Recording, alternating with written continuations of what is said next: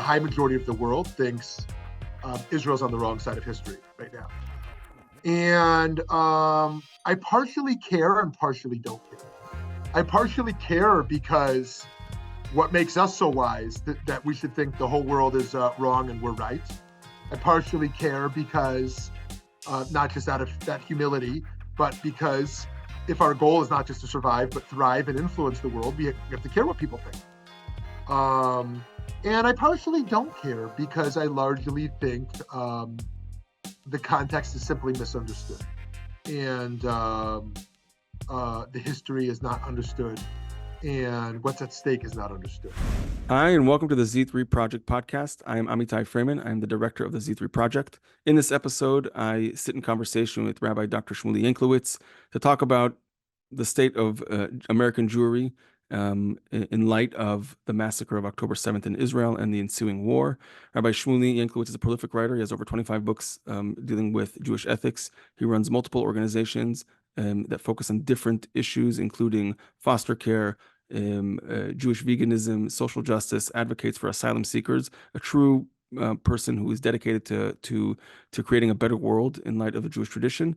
And in this conversation, we talk about some of the difficult moments of someone who's been on the front lines of some of the most pressing issues facing humanity, both locally and globally, and how in this moment, tensions of particular and universal elements of our identity come out to play, how to find allyship, feelings of abandonment, how to find a sense of security and a real rootedness in who we are. And it's a real authentic and raw conversation. I find it incredibly inspiring, and I hope you enjoy it. Please follow us on our various platforms and our various channels and spread the word. Z3 is a place for these conversations to happen so that we can create a robust and resilient identity that is not, that doesn't back away from difficult conversations, yet is clear understanding of who we are and what we want to be in this world in this moment. So please take a listen, enjoy, follow us on LinkedIn, on Twitter, on or X, on Facebook, on YouTube, on TikTok, and share widely. And we hope you find some light in this moment of darkness. This was recorded in Hanukkah, and so I hope that it gives you some inspiration, some light in this incredible dark time that our people face. This is a Z3 podcast with Rabbi Shmuly Yanklowitz. Enjoy. Rabbi Shmuly Yanklowitz, it's great to have you here on the Z3 podcast. You know, we have a personal relationship that is outside the professional one, so it's always great to have these conversations with friends as well.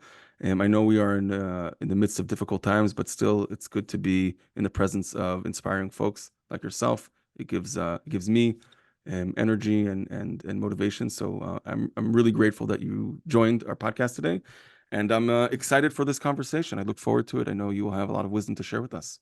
Thank you, Rabbi Amitai Fraiman. It's a great zchut, a great merit, and a great kavod, a great honor for me to be in conversation with you. So thank you very much. Thank you. So what we typically do, you know, like the podcast, it tries to take the conversations that we have in the conference and go deeper with some of our thinkers and speakers who've been and some new guests as well, and try to and share with our audience a little bit more and show them into the thinking. And you know, you do so many things. You wear so many hats, and I think, from my understanding, all these hats come together, and we'll list some of the things that you do. And in this moment, I'm curious, you know, as you're experiencing through your work, this moment we're in, you know, you run Valley Beit Midrash, which is a center for adult education and to explore big questions of Jewish life. You run the network of Yatom, which has to do with foster care and adoption. You work with asylum seekers. And you know, you do social justice work and just more and more and more. The list is very long. You're an author, but I think if I may, you know, I'll say it. You can correct me, but you know, you are very much, I'd say, motivated by what we often call the need for tikkun olam, or for social justice, and really to be partners in God's creation and make the world better and kind of complete creation in that sense. And to me, that's something that's incredibly inspiring. And I'm curious to hear, we'll start a little bit like, how did you get to this point where you are? I think context and background is important for folks to understand who our guest is. And we'll go into some deeper questions. So maybe you can clue us into the journey. Wonderful. Thank you so much. Well, I grew up very differently from where I landed today. I grew up in an interfaith home with a Reformed Jewish father and a evangelical Christian mother of blessed memory. and was different political parties, different faiths, different denominations, but very open-minded and open-thinking. And at the age of 10, I really solidified a passionate Jewish path for myself. And as a teenager, went even deeper with that. And on that journey, there were really three pieces. There was a Jewish learning piece. There was my first encounters with Israel. I was in the first year of Birthright. And my entering the global South and going to India and Guatemala, El Salvador, Thailand, Senegal, Ghana, all over the global South to volunteer and learn about global poverty. And all of those three pieces ultimately came together. My sense of what Jewish values and learning was about, my sense of what Israel is and could be about, and my sense of having my finger on the pulse of global suffering, and the fact that over 2 billion people live on under $2 a day. Over 1 billion people live on under $1 a day. And there I started to say, okay, well, there's my two different sides. There's this religious, Jewish side, spiritual, ritual, learning. And then there's this social justice, tikkun olam side. And they're really kind of separate. And then one night in Africa, late at night, under no electricity, under just a flame, reading some Jewish books, the two started to merge together for me. And it started to become more and more clear to me the Judaism that I believed in and that I believed to be authentic, which was the fact that the first Jew, Abraham Avinu, was chosen. Abraham was chosen out of his commitment, lasot tzedakah u'mishpat. He's chosen because of his commitment to justice, his sense that the world can look different. And that to be a Jew means that we don't just care about Jewish survival. If that's all we cared about, then we should close up shop. We had a good run for a few thousand years. We have nothing to offer the world. We're just here to survive. Now, surviving helps, right? But we've got a bigger goal. And it's a profound goal to transform the world, like you said, in partnership with God. And I do, of course, think that atheists or agnostics can certainly play a role in that. But this profound belief that God is a partner in the process. In fact, right now in Hanukkah, the first bracha, the first blessing, is what we have to do. We have to be madlik. We have to bring light into the world. And the second bracha, the second blessing, is what God does. Bring nisim, v'niflot. God brings miracles into the world.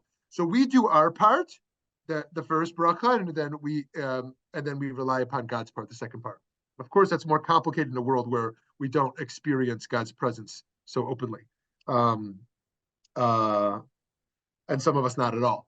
So that's a little bit of the background on kind of how I moved to this place that combined Israel with Jewish religiosity, with tikkun olam on a local and global level.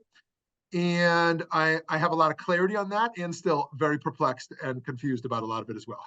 Yeah, I can imagine. So that's an incredible story right there. Just the background of a mixed marriage on all levels: political, religious, social, upbringing, education, all of it. That's one, and that's a very, that weighs heavy on a child when you grow up. Not necessarily like in the air, but as you kind of realize the differences, right? Kids are very, as a father myself, I know you as well, right? So like our kids are very perceptive very early on. They start picking up on these things, and to a place where you are an ordained Orthodox rabbi today, and this is the life that you choose. That's quite a journey, and very inspiring one. So you mentioned how in Africa in this moment you had this clarity. How did that translate then into like the decision to train and like the professional piece of it, right? There's the personal where we find our center, and then, okay, how do we manifest that in the professional life? Because I can imagine there are several paths. Great. I love that. So I would say at first, unfortunately, in many ways, it was about creating more heat than light. It was a little bit of an agitational relationship to the Jewish community. I felt critical. I felt that Orthodoxy was backwards, even though I wanted to be a part of it, and that it was so deeply committed to Ben Adam L'Makom, to the ritual aspect, and not to Ben Adam L'Chavero, to the ethical aspect. And if it was on a very kind of localized level: support for Shiva, support Bikur Chalim. You you support mourners and you support the sick. Beautiful, beautiful things to do. But it wasn't thinking big picture about our obligations to Gentiles, our obligation to the world, climate change, global poverty, women's rights, LGBT rights. And so I've had an agitational relationship to Orthodoxy. And then I had an agitational relationship to non-Orthodoxy, to think that this was also a distortion of what Judaism ultimately was, to say it's all tikkun olam. Well, what do you mean? What about Pesach? And what about tefillah? And what about, what about Talmud Torah, the Jewish learning? And so I had a sense that everybody was doing it wrong, in that there needed to be a more robust kind of combination of ethical and ritual commitments, of theology and ethics. And I kind of moved beyond that, towards a place of a deeper pluralism, of a sense that there's multiple truths, and there's deep value to learn from each community, and that it's good that no Jew is the same. At first, I felt like there really ought to be. We should all be dati leumi, religious nationalists, or religious Zionists, or we should all be certain types of social justice activists, or the like, or we should all be open Orthodox. Right. And then I saw, actually, from Reform colleagues and friends, from Haredi friends, ultra-Orthodox friends, seeing the beauty in different ways of being and really appreciating that. And it's not the perfect approach, but, even to how Rav Kook saw the value of chilonim, the value of secular Israelis in the Israeli project, alongside other types of ways of being Israeli. And me appreciating that about American Jewish life as well, the fact that we do have that diversity, and that one's identity is not just what they're not. Oh, I'm Chiloni, I'm not religious. Rather, it's really affirming, I'm a Reformed Jew, I'm a Reconstructionist Jew, and valuing that. And so, so it really was more heat than light at first, and then that's kind of evolved into less protest of Jewish approaches and more into trying to build my own while supporting others. Yeah, I like that idea of heat first, then light, and I like that the transition there. I mean, we read both, and they're connected. But I find that very intuitively, I find that something that I connect to as well. So you train to become a rabbi, you get also your PhD, I know, in education, and you start the work. You start the work, and you start walking the walk, and not just talking about it. And you're now in Phoenix with Valley Beit Midrash and some of the other stuff. So maybe give us, I think, for the benefit of our listeners, maybe like a snippet of each one of these things, and then I want to dive into some. I have some questions. I'll frame it as advice, because as a perplexed person as well, how you think about some of the things that we're dealing with in this moment. So maybe just for the sake of our listeners, give an overview of some of the projects. Okay, great. Yes, I'll give a brief overview of each one. So Valley Beit Midrash is a Jewish learning and action center, which was started in Phoenix and is now in Denver, and is looking to expand to other cities as well, as kind of a global platform of Jewish learning and idea sharing that leads to action. Whether it leads to lighting candles on Friday nights, whether it leads to supporting refugees, whether it leads to being a more honest in business or a bigger mensch at home, we think that learning should lead to action. And back, that after we act, we reflect and learn. But that oftentimes social action groups don't have a learning component. We think that's dangerous. And learning groups don't convert to action. We also think that can be a problem. And so that's Valley Beit Midrash. Uri L'Tzedek is the first and still only Orthodox social justice organization. Housed within there, also launched Torat Chaim, which is about 400 rabbis in Europe and Israel and the US, working to collaborate around various issues. And the third is Yatom, which supports foster children and families looking to foster or adopt vulnerable children in general. Actually, during this war, we pivoted from just America to supporting a lot of vulnerable children in Israel. Been making grants towards partners and towards individuals. And then Shemayim. Shemayim is a Jewish vegan institute promoting environmentalism and reducing our consumption of animal products. And so all four of those sound very different, but they all kind of coalesce around a similar mission, a sense of that Torah should inspire us to reduce suffering, build bridges, and combat oppression. Yeah, I love that. And I think that's incredibly meaningful. I talk to folks, and this will be the segue into the more difficult, I think, or the more weighty situations. People talk here a lot about there's a dichotomy. I think like they pit us, either you're pro-war or anti-war, as if that equation is the only way to look at it. And I think that what people sometimes miss, I got into this whole back and forth online on one of the platforms about how I think that in our traditions, right, I think we treat death as the ultimate source of evil, right? It's a via vota tuma. It's the source of all impurities, and that's that's saying a lot in a world that sees it through, in a world that is understood through a lens of things that happen beyond just the physical, right? But also like in a more spiritual realm. And so if we treat death as the source of all evil in that level, then that's true in every context. But we also know at the same time, right, that there are levels, and that intent matters, right? And there's ways to understand that there are times where it's inevitable. It's inevitable. And so it's not so when I hear about the work that you're doing, is saying there is the world that there is what the world that we are in, and the world that it can be, right? This was back to the Abraham story that you shared in the beginning about not accepting things as they are, right? In our role in partnership. It's true in Hanukkah, it's true in other holidays as well. And so in this moment, I how do people who who are working so they're so determined and they're so committed to making the world, how can we understand this moment where there is so much destruction, there is so much death, and there's so much loss of life? How can we sit with that? What are some things that we can take into consideration? I love that. Thank you so much for that framing. So as you know, Maimonides has three primary works. He's got his commentary on the Mishnah. He's got the first part of the Talmud. He's got his Mishnah Torah, his book of laws, and he's got his Mor Nevuchim, God for the Perplexed, his book for philosophers. And just looking at the last two, they couldn't be more different. The Mishnah Torah oversimplifies Judaism. It takes away the machloket, the disagreement of the Talmud, and just tells people what to do. And the Mor Nevuchim, the Guide for the Perplexed, goes the opposite route. It tries to shake things up and complicate things.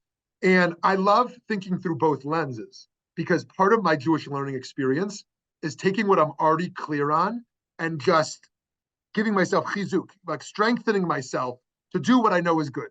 It's like in the practice of musar, of character development. I know I want more sablanut, more patience. I want to be bigger bal tzedakah, more giving. I want to be, cultivate simcha, more joy in my life. And I'm just going to deepen my commitment to it.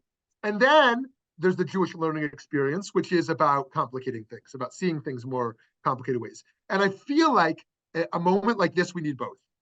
We need the Mishnah Torah. We need the strengthening about the areas of life we're so clear about and are unshakable for us. They're core to our identity. They're core to our value system. We can't abandon them. But then we also need to shake things up and constantly be innovative and think about things differently. And I think that a big confusion is that most people want to be in one space or the other. They want to just think about post-October 7th the same way they thought about the world October 6th. And everything is just clear. Everything that happened just makes more clear that what I already knew is exactly right.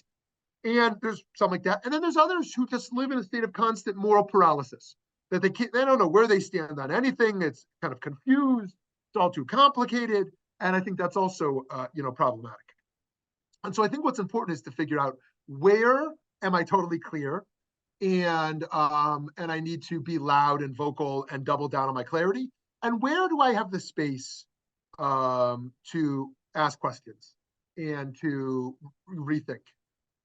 And so for me, at a moment like this, I'm very clear about my commitment to Ahavat Yisrael, love of Jews uniquely, and my commitment to Tzelem Elokim, the commitment to the love of all humanity. And if not a love, just a commitment to the rights and dignity of all people. That feels like just so simple. Where I feel in many ways more perplexed is how that can always be achieved, and if it can be achieved, and what are the trade-offs, and beyond that, how much we care about the perception of others. Because on the one hand, the notion of Or L'Goyim, the notion that we can receive light from other peoples, but also give out unique Jewish light to other people, implies that we care about public perception. We want Gentiles to like Jews so that they'll learn from us and be partners with us. And on the other hand, we have Torah is about doing what's right, not what's popular. And that means doing things regardless of what the world thinks of us. And so in a moment like this, where global perception of what Israel is doing is overwhelming, almost dominantly opposed. Aside from Jews and some segments of American religious Christians, by and large, the high majority of the world thinks Israel's on the wrong side of history right now. And I partially care and partially don't care. I partially care because what makes us so wise that we should think the whole world is wrong and we're right. I partially care because not just out of that humility, but because if our goal is not just to survive, but thrive and influence the world, we have to care what people think. And I partially don't care because I largely think the context is simply misunderstood. And the history is not understood. And what's at stake is not understood. And in this moment, I more heavily lean towards the latter, of saying that that this is a just war, a necessary war, a messy one where Israel's making mistakes, but by and large, Israel's doing what's right and what's needed, and we have to continue regardless of any global opposition. So that's my short answer, to your first question. Yeah. I mean, I will say that I'm really appreciative of that framing, right? Of the way you used Maimonides, kind of like, the oversimplification on the one hand of clarity, which is sometimes reliant on simplifying things, where it has to be black or white, and then, but also, like, don't forget, we also have to complicate things for ourselves just to make sure that whatever we're clear about isn't always maybe it isn't so clear, and I find that to be very, very helpful, and on a personal level, the way you talk about this moment resonates. I was in Gaza in 2009 in the first round in a tank, and it was difficult, several weeks, and I saw firsthand what it looks like, and I can say, quite confidently that if anything, we've got more sophisticated about how we make decisions, right? But the fact, you can't ignore the levels of destruction, right? And you can't ignore the loss of life. You can't, and we shouldn't, we mustn't look away, because for the sake of our existence, our security is reliant on our ability to make those right decisions in that time, right? If we really didn't care, to that point, like people talk about Israel carpet bombing Gaza, this is not what carpet bombing looks like, and so and still, there's destruction and death, and so I appreciate this, the gravity and the weight that you're giving the way to think about it, and so I wonder, like, how do we cultivate that, right? How do we, because it's I think it's an important lens, and I think it's something that we try to demonstrate through our programming, but how do we cultivate that? How do we educate to that? How do we do that in a communal setting, and how do we promote it? Because without that, it's just a flattening of everything. Well, this is one of the many reasons that I love you and love the work you guys are doing, because what we need are many spaces and many different spaces. And if we only have one space, then we only have one way of being. It's like if the only tool we have, if every problem is a nail, if the only tool we have is a hammer, every problem is a nail. Right. And I think that a lot of people see it that way. But if we have multiple spaces to exist in, then we can operate differently in different ones. There's a way I might use my voice publicly to exercise leadership. And then there's a way I may ask questions, and explore differently in some quieter spaces. And I think it's very important that we're very deliberate about how we use our voice and where we do that. And I think it's also important that we're equipped to approach issues from various lenses. There's the lens of moral philosophy. There's the lens of halakha, Jewish law. There's the lens of history There's the lens of dialogue and peacemaking. There's the lens of human rights. There's an Israeli lens, there's a Palestinian lens, there's an American Jewish lens. And being able to play with, when I say play, I don't mean it's a game, but I mean sort of be creative with and adaptive and flexible with seeing things from multiple perspectives. And for some people, that's just too much. It's just too hard. And for others, that's crucial and important. And I think we want to avoid falling into relativism or absolutism. Relativism where virtually nothing is true because of the complexity, and an absolutism where there's just one path, one way to see things. And but the problem is this takes an enormous commitment. Most of us have jobs, maybe we have children or elderly parents. Maybe we want to exercise or have social lives or religious lives. And to really read books, to really listen to podcasts, to really be in conversation and cultivate all this, very demanding. Then you add on the emotional intensity of all of it. Most of us want to break from it. Like just thinking about the hostages is just so emotionally overwhelming that maybe I want to listen to music and not listen to another podcast about the complexity of all this. Right. And so we're very different in that regards. And yet I do think that we have to find a productive discomfort, a level of being uncomfortable, which is not so uncomfortable that it's paralyzing, but it's productive to be uncomfortable, that we're able to push ourselves to think more deeply. But balanced with pushing ourselves to be uncomfortable has to be finding spaces of comfort. We need to have both to sustain both. And that's the value of spiritual community, is that we can hold each other, we can sing, we can pray, we can meditate, we can find ways of comforting each other alongside the complexity. We can only do the messiness of the outer world to the degree that we're doing the messiness of our inner world, and that we're sustaining that. Just yesterday, an Israeli said to me,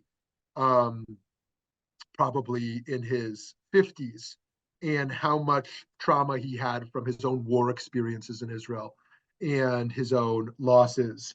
And that this is the first time today that he's going to therapy ever. Because he realized how much these last 2 months has opened up for him, opened up a beast, he said, within him. And I think that side of it is so important, that we are taking care of ourselves, those of us who are deeply invested in this, and taking care of each other alongside that learning experience, and that the two will go hand in hand ultimately. So too, we know empirically that our ability to show self-compassion is connected with our ability to be compassionate to others. And that's also true that our ability to know that Jews are secure will help enable us to secure Palestinians as well. If we feel insecure, we're not going to be able to make anyone else feel safe either.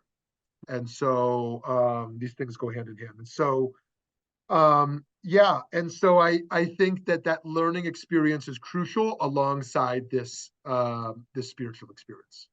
Yeah. So that's such an important point there. And I see it as as this conversation is progressing like this, it's a balancing act, right? There's the learning and the doing, there's the simple and the complicated, there's the universal, the particular, there's the inner and the outer. And along those lines, I'm curious, you with all the organizations that you're doing, the work you've done over the years, there's a lot of it is very much internal with the Jewish community, but a lot of it's also external, right? And you've consistently shown up for others in this moment. And I'm curious to hear, not like, how does that, has it changed for you in this moment? Has it been amplified? Have you found allyship and support were needed? Because I think there's a general sense of like, and it's hard for me, my work is very, very much inward facing the Jewish community. So it's hard for me to kind of, my barometer of what's going on in the outside is skewed in that sense. So I really don't know, but there seems to be a sense of like a sense of abandonment and of like being alone right now in this moment. And I'm curious, not to, I don't want to, confirmation bias for anybody, right? But I'm just curious, like as someone who really, this is something that is a big piece of your work. How does that show up in this moment? Thank you. I would say that both sides are true. On the one hand, I have experienced tremendous support. I think of a pastor I've never met down the road who sent me a letter on behalf of his church in support. I think of a woman at the airport who, when I was getting my card and paying, a Mexican woman, came over specifically to share her support. I think about a recent experience, which I'll share in a moment, where a pastor publicly demonstrated some allyship, and how those cases have been really meaningful and empowering, and yet my larger sense of abandonment, which has just been like no other I've ever known. That sense that of the perception that people really had of Jews really emerging. And I think an anti-Semitism to be found on the far right is oftentimes rooted in the deceptive Jew who has all the power of the white establishment, and yet uses that power to advocate for the marginalized outside. And so we're fake whites. We're not like the real whites who are holding on to white solidarity. We're inside like whites, but really we're a minority and advocating for minorities. Then I think of the flip side, the anti-Semitism often found on the far left, which is that we're also deceptive because we act like we're a victim and we're a minority, like Black and brown folks and the like, and yet we have all the power and privilege of white folks, even though, of course, there's non-white Jews, large amounts of non-white Jews. And this sense that Jews are deceptive based on how we portray ourselves and what our power is and what we actually are, continues to play out. It continues to play out. And as we see in this morally compromised, progressive space today that has moved anti-Israel so quickly, that has these very simplistic narratives that Israelis are colonizers, that throw around very inaccurate and deeply offensive and deceitful words like apartheid and genocide, and that Israel is guilty of the worst possible atrocities, because back in the day the worst thing you could be was a Christ killer, and so the Jews are guilty. The worst thing you could be was to be a socialist, and the Jews are most guilty, or be a capitalist and the Jews are most guilty. And now the worst thing you could be is a white colonialist, nationalist, and happens to be the Jews are most guilty.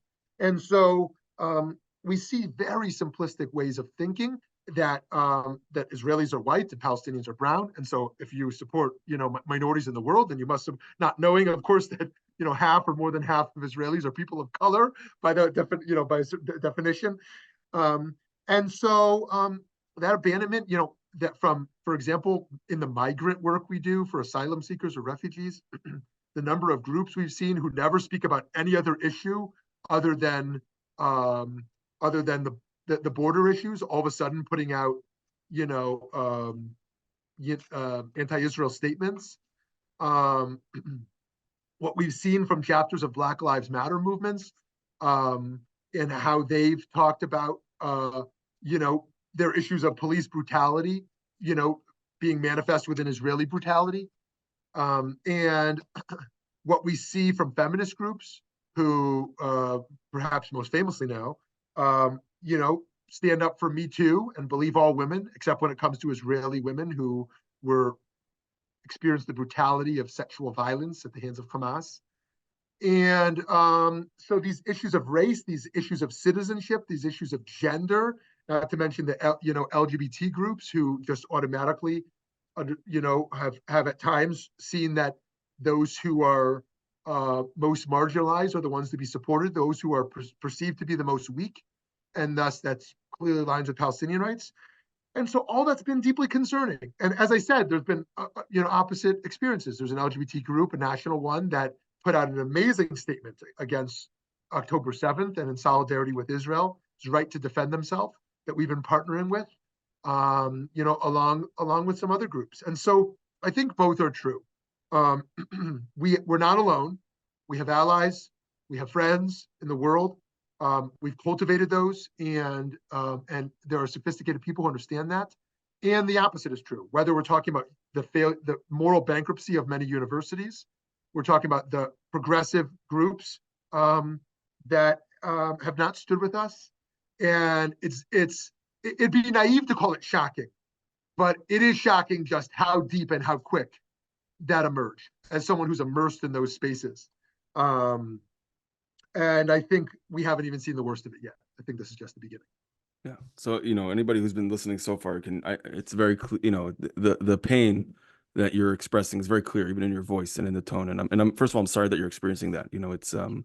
It's unnerving and it can be lonely. So I just want to name that. And I think it's, and I am truly sorry that you have to deal with that on your, in the level, in your personal level in the work, etc. And I mean, I don't have answers certainly, for this area, but, I think there's a question to be asked, right? About like this, we talked about, we threw out earlier a lot of, verses and these ideas. And there's an idea that, that feeds, I'd say, a more, ultra nationalist kind of approach, which this is, my background is where I grew up.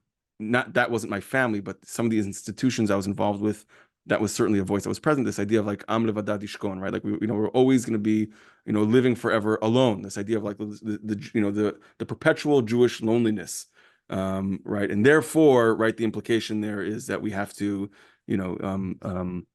always, fight, and we, everybody's out to get us, like this very defensive kind of approach, which I think is limiting, right? Which is why I don't attach to it. But it's hard not to kind of sense that sometimes. And I'm curious, like, how do we think about this?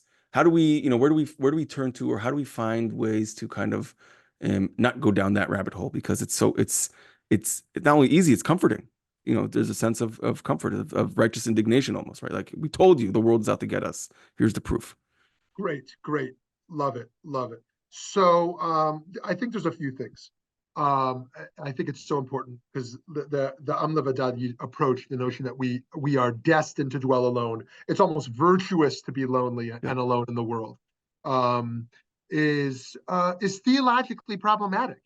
The notion that God creates everyone, in the image of God with rights and dignity, and yet they're all just fools ultimately, who just don't comprehend simple things, is a problem. It's also a problem, theologically, from the sense of what the purpose of the Jewish people ultimately is. Of course, there is the Jewish supremacist view that it's really all of existence is just about Jews. Everyone else here is almost like an animal, God forbid, just to kind of serve ultimately, and one day, learn in the Geula, in the redemption, that the Jews had it all right and can sit in a distance and watch us dancing with Mashiach. I think these are very problematic approaches. And so how do we get there? Obviously, the first part is to talk to people. Many of us might just read things about what people say, or look at, social media and what people say, and we see the worst of it, but we don't actually talk to people who think differently. And just to be able to listen, oftentimes the dialogue sounds very different than the screaming sounds out in the world. The second is to take sometimes, not dealing with the rabid anti-Semites and anti-Zionists, of course, but a charitable view of those who might find themselves on a different view, a different stance. To say, you know what, they're not all fools, but to try to understand why somebody would come to the conclusion they do. Because we all, on little knowledge, take stances on global issues we know very little about.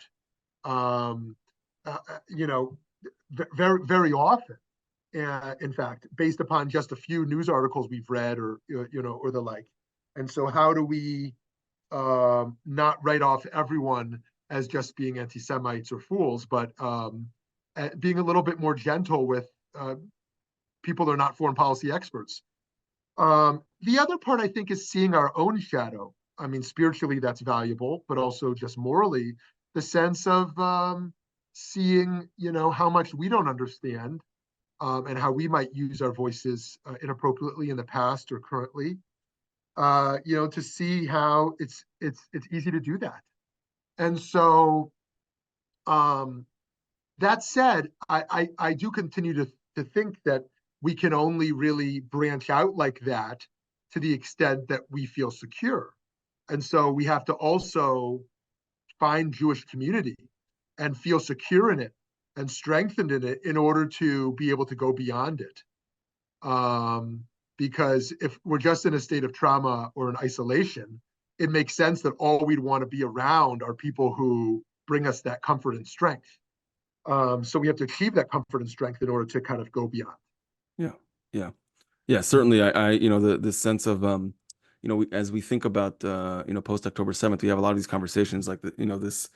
It's a little bit manufactured, but there's some truth to it. Like there's the Israeli response, or we're not talking about like Israelis in Israel, but the Israelis that live here and American Jews. And there's two different, and how they see the events, post October 7th in Israel and also online. And I think that for many Israelis, myself included, our sense of security was very much predicated on Israel's security as a state, right? Its borders, its military, like this conception of like where we can, withstand everything.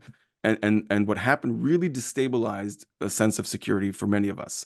And for American Jews also, but my experience has been, and I'm curious your response to this, is the American Jewish identity is much more predicated in a sense of security in an identity. They don't feel threatened.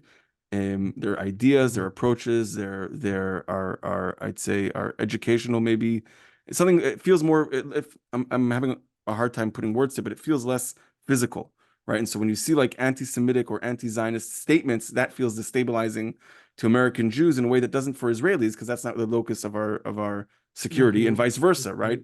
American Jews feel very safe in America, generally speaking, with all that's going on, but like, there isn't a sense of like, wait a second, someone's going to come now,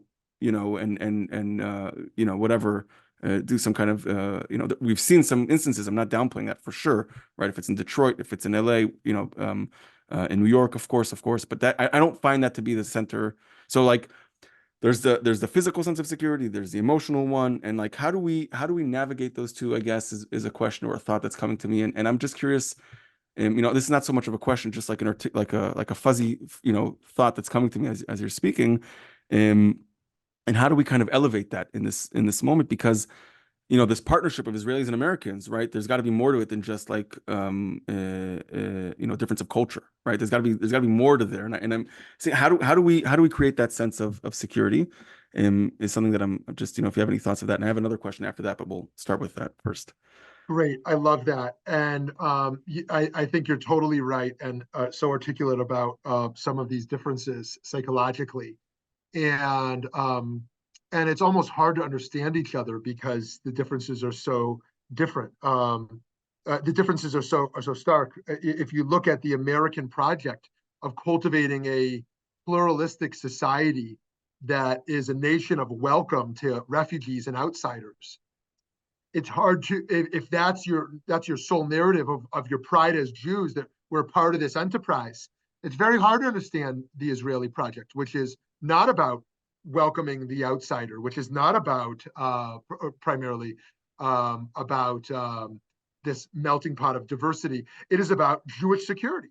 It's about being a place of refuge for Jews. Yes, we can do a little bit when it comes to African refugees, but we can't have that overtake our society. It was got to be a partnership with other surrounding countries. And the projects are so fundamentally different. To found a state as a place of refuge for a particular people, as opposed to a project of a multinational, multi-ethnic, multi-religious, pluralistic enterprise. And I know people who can't understand the other. It's like hard to even fathom. And that's part of the whole divide between, I think, liberal American Jews and Israelis. And I think you're right around this piece of security, because I think American Jews, by and large, at least those who still live with the trauma of the Shoah and the consciousness of the Holocaust, are constantly asking the question, like, could it happen here as well? And when you see, certain political rhetoric, which we've seen in recent years, when you see Ivy League,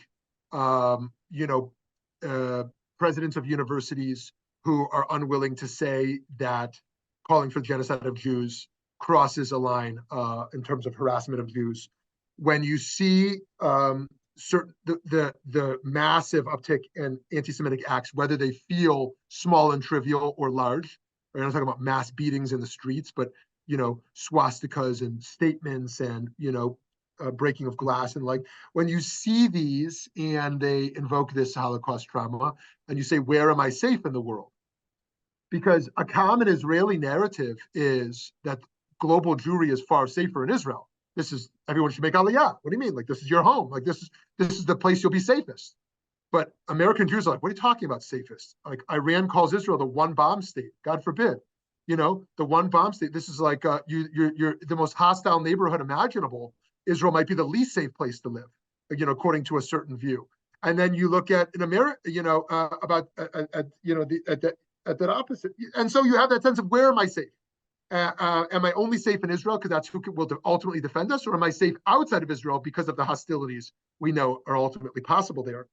And now you compound that with the sense of, how safe will we be here, and how quickly could the trends shift that we would no longer be safe here. And those who watch the trends of, sports stars and what they tweet, those who watch the trends in DC and know that whether people like or hate AIPAC, know that actually money shifts who's in office, and the money of shifting someone who's pro-Israel or not pro-Israel. And then looking at the university cultures, and there's a lot of fear. It's not just, does the world like us? It's, will we make it here in America? And some people pre-October 7th couldn't even think about that. What are you even talking about? Like, there's so many checks and balances on the system, whether it's Biden or Trump, both of them are ultimately going to stand with Israel in different ways, but still strongly stand with Israel. And the majority, aside from like the squad, are gonna, by and large, support Israel's right to defense. Like, what are you talking about that it can happen here? And then there's a post-October 7th reality. We see that some of that is really flimsy. And the moment that there's more money or power in not supporting Israel, we know politicians will shift. And so these are scary realities. And I think that many Jews want to either be particularists or universalists. I know many Jews who are universalists, like, they're almost embarrassed to stand for Israel. They're embarrassed to talk about anti-Semitism. They just want to fit in. They just want to say, human rights. And I know many Jews who are particularists. It's all about the Zionist narrative. It's all about anti-Semitism. Yeah, they'll give a little nod towards racism or Islamophobia or, xenophobia, but really it's just about the Jews. And for me, I want to be a part of the project that merges those two together. My Zionism is a human rights project, right? My Zionism is a liberal commitment.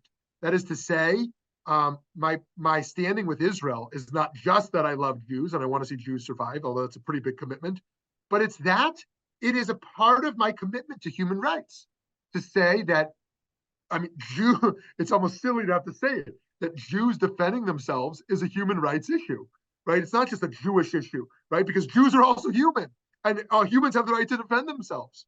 And so politically on this war, where I stand, and I don't care what's deemed left wing or right wing, where I stand is that Israel should do all possible to completely uproot Hamas from existing and having any capacity to do these kinds of things again, regardless of what the world thinks of that. And of course, alongside that, doing everything possible to minimize casualties, even though that will be impossible, and that's one of the tragedies of war. And so I stand in that pro-war place, but I stand there through the commitment to human rights and through human dignity, and the sense that this is good for Palestinians, this is good for Israelis, this is good for the world, and there's a lot of pain and suffering that has to ultimately get us there. But that is needed for security of Israelis and for Jews around the world, is to be able to respond with the level of force that's needed. Now, I'm open to be challenged on that because it's a very complex issue. On so many challenges, is it really possible to uproot Hamas? Will the world really let us do this? What does that mean for hostages and their prioritization? What does that mean for the loss of Israeli life and the loss of innocent Palestinian life? How much is too much? It's incredibly complicated. But anyways, let me pause there because that was a mouthful. Yeah, no, there's a lot. You named several things that I find incredibly important to kind of just not reiterate. You don't need my endorsement, but in terms of just parsing it out for our listeners. I mean, the first piece there about thinking about how do we not let this moment determine like a very narrow version understanding of who we are. I think there's a piece there about how the importance of merging the experiences of a more particular Jewish experience, right? The Israeli often, and the universal, which is for a folk, from a group that is a minority ultimately and trying to figure and find its footing in a broader context. I think that's, by the way, that's, to me, that's an incredibly Jewish idea, right? I talk about this in the past, and even just Kiddush on Friday night, right? We talk about the two, the paradigms of particular universal, right? Zecher Maaseh Bereshit, the creation of the world, there's nothing more universal than that. And Zecher Litzat Mitzrayim, which is the birth of our people, there's nothing more particular than that. And we need both of them to create the Sabbath, like using Heschel's kind of idea of like a temple or in time and in space where we can kind of separate and to elevate ourselves. We need both. And I find that to be incredibly compelling in asking those questions continuously, and in that intersection of or that interaction between the types of Jews or the experiences, highlighting that. I find that important. And also, like, in this moment, here's where we have to focus on the particular while not ignoring the universal, right? Like, there's a war is bad. Okay, like the fact that we have reached a point where humanity has to be in war is an indictment on us as humans. And I don't know, there isn't a way around it, right? It's not not even, that's like the pro-war piece that's where I feel uncomfortable. It's not about, you're not pro-war, you're pro the outcome of it, right? Like, you're not like, it's not violence for the sake of violence, it's not war for the sake of war. It's like, no, in order for us to elevate Israel and it's in the lives of Palestinians with and without its borders, this is a necessary step in that way. It's an unfortunate one that we're here, but Judaism isn't pacifist, and we have to make sure that we secure ourselves in that sense. So I appreciate that, and I don't think and it's not saying it's easy. It's complicated. It's much complicated. Yeah. It is very complicated, and what I love about the Judaism I participate in is that I think there's two distortions of Judaism. One is a liberal distortion that says Judaism is about values, solely about values. And that's monolithic. I've got a value, I live the value. The other approach says Judaism is about halakha. It's about the Jewish laws. And I think that actually what Judaism is about is dialectics. Tensions between values and values, between halachot and halachot. And if we just have one value that outweighs all the rest, we can distort it all. And so how do we hold on to paradox? And looking at your beautiful name, Yonah ben Amitai, from the book of Jonah, the son of Amitai, there's a paradox right there, that Yonah is a name of peace and Amitai is a name of truth. And to be a person that wants truth, wants justice, right? But a person also wants peace. And wait till you hear my second name. Wait till you hear my second name. I have two names. It's Avraham, and that was intentional. My parents, like, they need a met, you need chesed, you need a met. But very nice. Yeah. That's exactly right. And we talk in Kabbalah about chesed and gevura, right? About how even putting on our shoes in the morning, first putting on love and then putting on strength, and how those balance each other. And I think it's so important for us to keep that voice alive in spaces of extremism today, in both senses of it. And so I think this is a very trying time, and it's very destabilizing, not only in terms of security, but in terms of identity, as you said. I think that people are thinking about their Jewish identity differently right now. They're thinking about their political identity differently. Those who are very comfortable on the left, not always finding that comfort right now in identifying as such. And we're entering an election year. We're entering a time of uncertainty, and I think that we say Hakadosh Baruch Hu, those of us who wake up and say Modeh ani lefanecha melech chai v'kayam, thanking God for the vote of confidence to give us life, calling God chai v'kayam, living and enduring, or rooted. And Rav Kook famously says over there that that's a paradox of divinity. God is not changing. God doesn't change. It's heresy to see that God changes. God is kayam, but also God is evolving and changing and chai, very much alive, and everything it has to do with being alive. So too, as I said earlier, like what are we clear on, and what are we willing to be, what are we willing to make more complicated? So too, we are. There's a side of us that should be not changing. That whatever happens in the world doesn't change us. It's our rock. It's our spiritual homecoming, the place we go to in our depths, in our neshama, in our souls. And yet there's another part of us that's evolving and changing and growing and adapting to this. And I think this is an important time for us to root ourselves, to say, what am I fundamentally? As an American Jew, or as an Israeli American, or as an Israeli, what am I fundamentally in my core, in my essence? Jean-Paul Sartre famously said, existence precedes essence. And there's something powerful to that idea that we create ourselves. But I think Judaism partially embraces that and partially rejects it. Actually, right. We do have an essence. Right. We have a soul. We have an image of God. We have a deep place within us that we can't move away from. As Michelangelo famously said when he was asked, how did you carve the David? How did you create the David? He said, no, I didn't create a David sculpture. I chipped away at the parts that weren't him. So too, we can chip away at these parts that aren't us to get back to that core. And so get to that place of kayam, that each of us has a core that we need to really get clarity on what that is. Who am I? Who am I in the world? Ayeka, where are you in the world? Who are you in your deepest, deepest, deepest place? And yet this other part of us that says, once I know that, how can I find the freedom to go find out what else I can be? Not just what I was destined to be, but also what I can create myself to be. It's like the psychology study that says about children, if children don't have a fence in the backyard, they'll play in a very small area of the yard. But if there's a fence, they'll use the whole yard. The more structure we have, the more creative we can be.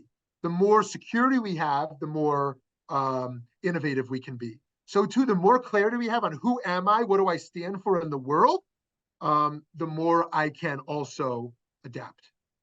That's beautiful. That's beautiful. I need to meditate with that for a little bit. But we're nearing the end of our time, and I have one last question. No, it's because it's something that weighs heavy, and I think that there's something that and I'm not. This isn't the question of like here's the answer, here's the prescription, but just a beginning of a thought. There are voices within the Jewish community that are pushing in a way that that are for a ceasefire, or for ending the war, or for ending the violence, and this idea of like not in our name, or if we learned anything from the Holocaust, I truly believe that they're coming from a very authentic Jewish place, and I'm and I have my reservations, of course, about the what I believe to be unknown to them implications of that position. And I'm curious, like, how do we think about our own community, or not the question of boundaries? You raise this question of like fences of freedom movement within them, but how do we think about transmitting these ideas to other parts of our community, or how do we bring in people, or how do we grapple with this? Because I writing off people is always the easiest, right? And I don't want to write off anybody, from a position of Avat Yisrael, of loving the Jewish people. Like, I'm not excited about that ever, and I find it to be an easy cop out. Like, oh, you're just not one of us, right?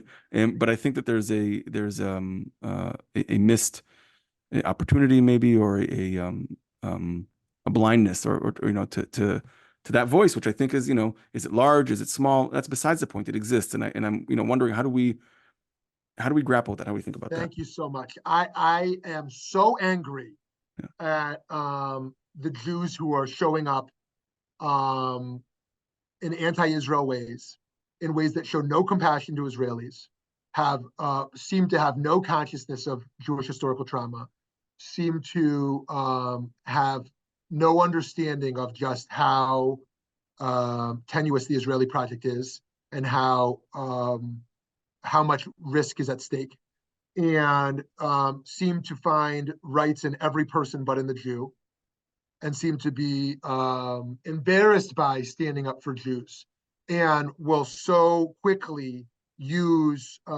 throw irresponsibly Holocaust language back at the IDF, or make Bibi look like Hitler, God forbid, and just horrific things that infuriate me and I find deeply distasteful and make me completely question any moral judgment that person can have, any moral compass they can have.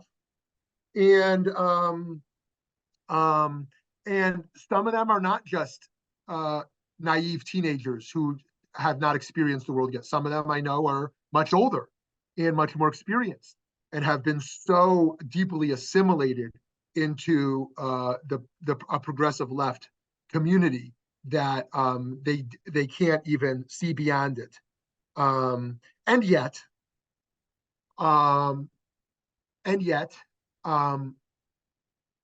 there are prophets in all places, and there is truth in all places, and that doesn't mean some of their claims are don't have some validity, and it doesn't mean that they can be fully put outside. We used to have cherem, where we can literally ban people from the community. You put Spinoza out, he's not going to become a Christian. He's outside the Jews. There is no secular space. Where do you go? There's nowhere to go. Today, you go wherever you want. You're a chassid, you leave Borough Park, you take a few train stops, you're in a new world, right? You know, and they don't care if we put them out. In fact, it even emboldens them even more, you know, when the establishment critiques them, just showing them how corrupt the Jewish establishment is ultimately. And so not only is it ineffective to try to put them out, we live in a world of porous boundaries, right? There is no in and out anymore. There's no in and out because the boundary is porous. You can just go in and out of it, but also because there's no center. We're decentralized. We don't have a Beit Mikdash. We don't have a Rabbanut. I mean, we have a Rabbanut, but we don't have maybe we shouldn't. That's for the other podcast. Yeah. But there is no center. Yeah. In some ways, a weakened federation system, you know, weakened synagogue structure. There is no center. There is no Jewish media that is centralized. And so there is no out and in. There is no center. That said, I feel we should not give platforms to people who have these views. We shouldn't welcome them into fellowships. We shouldn't invite them into podcasts. We shouldn't give them a space on the stage, on panels, right? Yes, we can listen to them with intellectual intrigue. Yes, we can, be mensches and take a high road in how we talk to such people, but we should essentially block them from having platforms. We should make sure they don't get into office and that they're not given access to our platforms. Now, that makes it sound like there's us over here and them over there, but actually, a lot of them some of them might be in our synagogue. They might be at our JCC. They might be in our family at our Hanukkah party, right? It's not like they're just in another space. And it's important to continue to cultivate Ahavat Yisrael and a culture of machloket, a culture of debate and ideas. While we, continue to see the great risk they pose to the community. And so I'm largely in the camp of infuriated by it and wanting to be sure that we marginalize voices that put Jewish security deeply at risk, and that other communities are using to show that Jews actually believe something that is not the mainstream view. And yet, as a part of wanting to build an inclusive Jewish community, a culture of machloket, healthy family cultures and communal cultures, I think we have to bring menschlichkeit to all of that.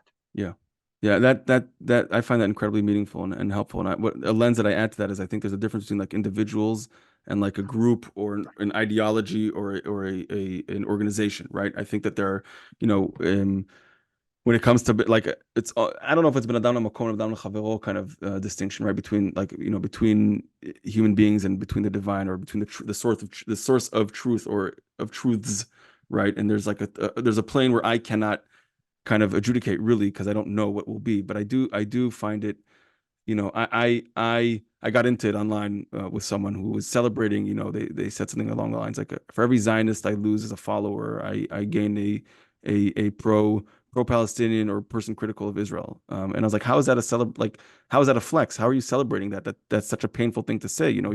While we might not agree about specific policies, you're writing me off, and then yet you're asking me not to, the establishment to write you off. And I find that kind of tone deaf and problematic and a byproduct of the time we're living in, where everybody has a voice and a platform, and we have to kind of deal with these a shallowness of the conversation.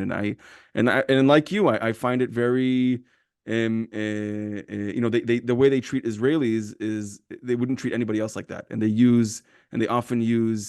take license from their own kind of belonging in order to make a statement they would never make about any other group. Right. Like all and Israelis, a word about the social media space. I just want to caution us all, because on the one hand, it's part of the warfare.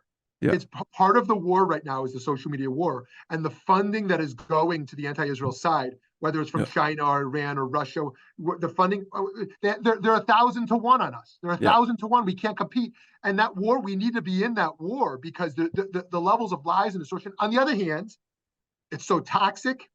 It is so distorted. It leads to mental health issues. And I want us all to protect ourselves.